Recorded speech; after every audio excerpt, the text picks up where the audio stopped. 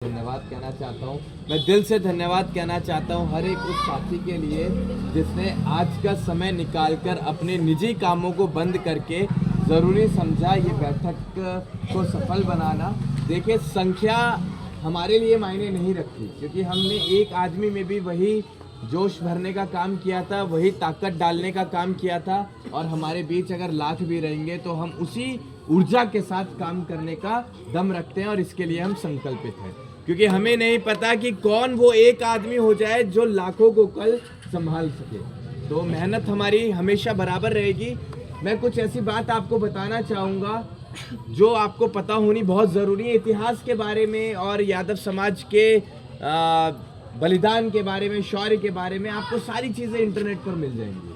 आपको हमारी वीडियोस मिल जाएंगी, हमारे विचारधाराएं आपको मिल जाएंगी। लेकिन ऐसी कौन सी चीज़ है जो चिप मैं आप लोगों के अंदर लगाना चाहता हूं, जिसके बाद आप लोगों को ऊर्जा मिलेगी इस लड़ाई को लड़ने के लिए और आप दिल से इस लड़ाई में अपनी भूमिका निभाएंगे। देखिए साहब, किसी भी लड़ाई को लड़ने के लिए जरूरी होता है उस लड़ाई को लड़ने का भाव आपके अंदर होना।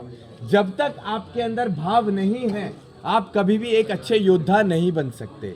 और आज की तारीख में हमें शेर चाहिए, भेड़ नहीं चाहिए, हमें योद्धा चाहिए। और योद्धा तैयार किए जाते हैं तो ये जिम्मेदारी समाज की भी होनी चाहिए कि अब वो शेरों को तैयार करना शुरू करें।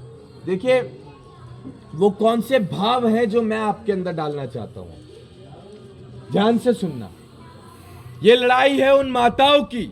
मेरी माताएं भी कुछ बैठी हैं, नहीं बैठी तो बैठी थी, ठीक है, चले गई, कोई दिक्कत नहीं। आवाज अपनी अगर जारी होगी तो वो सुन लेंगी।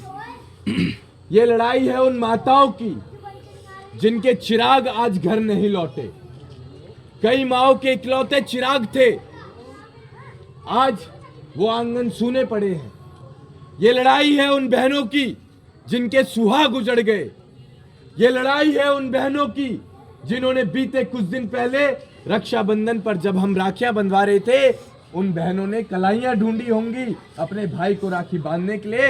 तो ये इतनी गंभीर लड़ाई है, जब तक इसकी गंभीरता को आप नहीं समझेंगे आप कभी भी एक अच्छे योद्धा नहीं बन सकते और तब तक आप इस लड़ाई में सफलता हासिल नहीं कर सकते। ये लड़ाई है आने वाली पीढ़ियों की, क्योंकि फौज में हमें नहीं जाना, लेकिन ये जो बच्चे हैं ये जाएंगे फौज में। ये आने वाली नस्लों की लड़ाई है।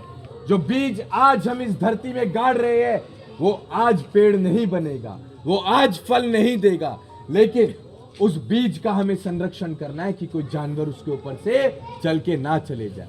वो धीरे धीरे बीज पौधे का रूप लेगा, हमें उसको संरक्षण देना है कि आंधी तूफान में वो गिर ना जाए, वो ढह ना जाए। धीरे धीरे देखते देखते जब वो पौधा विशाल पेड़ का रूप लेगा, वो आंधी और तूफानों से खुद ही टक्कर ले लेगा। और जब आप देखेंगे वो एक दिन फल भी देगा और उस फल का स्वाद चखेंगी हमारी आने वाली पीढ़ियां, और वो कहेंगी कि हमारे बड़ों ने कभी संगठित रहकर लड़ाई लड़ी थी।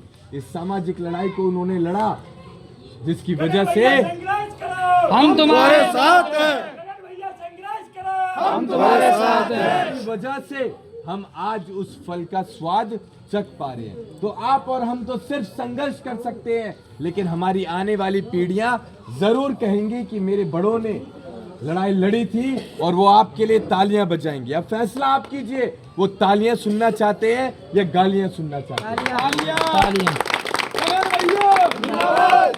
गालियां अगर सुनना चाहते हो तो जैसे चलता आ रहा था ये समाज ऐसे ही चलने दो, मत निकलो अपने घरों से बाहर, घर में बैठे रहो। और अगर तालियां सुनना चाहते हो तो ये सही समय है, अपने घर की दहलीजों को लांघो।